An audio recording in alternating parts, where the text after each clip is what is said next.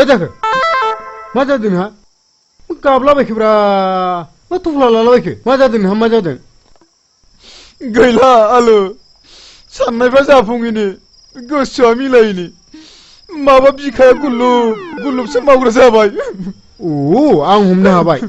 सोरबा सिख्लानि नोजोर हाबबाय नङा होमबा नोंनि बिखायाव नंगौ बेनोथार खेला मेलायैनो आगै सनायखौ गोसोथोनाया माबा बावनो हायैसो जालांबाय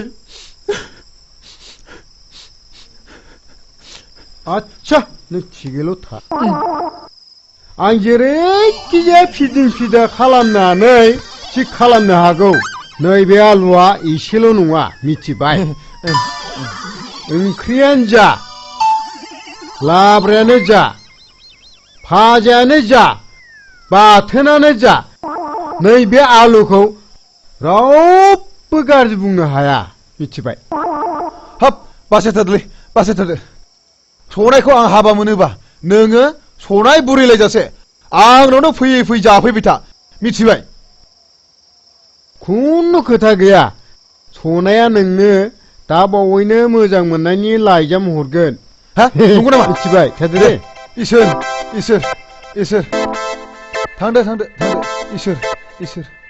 थांदो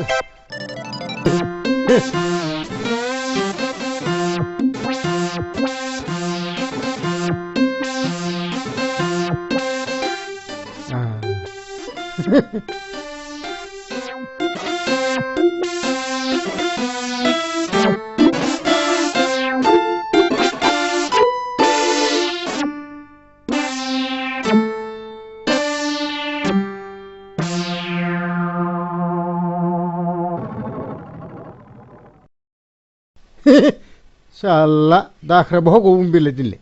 थांगौ नोंसोला दाखोर सासे मानसि लोगो हमनानै फाथायहरनोसै आं सालाखौ थिगसे थगायदों फंबाय र'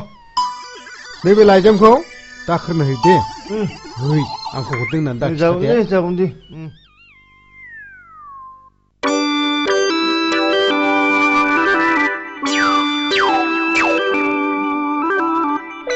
जाखोर गैला नों लाइजाम थारलै नोंहा दे आयै लाइजाम हाबाब सोर हरनाय बेबा फरायनानै नायथारसां आयै आगै सनायसो आगै सनाय हाबाब नों आंनि अनजालु सिबिनां मोदाय नों कृष्ण आं राधा नोंखौ नुयिखायनो आंनि गोसोआ फाग्लि बायदि जानानै दङ आयै हाबाब नों दिनै मुवांगाव पार्कआव 12 बाजियाव फै बेवहायनो जों सानैनि मोजां मोनलायनायखौ फोरमायलायगोन नोंनि अनजालि सनाय एसेनोसै आयै मा मेजेम गोनां लाइजाम बेलाय हाबाब गासै भिटामिनानो बाव हाबनानै दंजोबथारो I vitamin U vitamin W vitamin Y vitamin आरो Z भिटामिन हाबनानै दंथारो बहाय हाबाब wait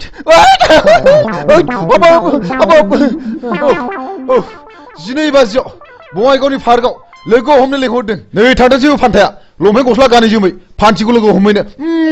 आगै सना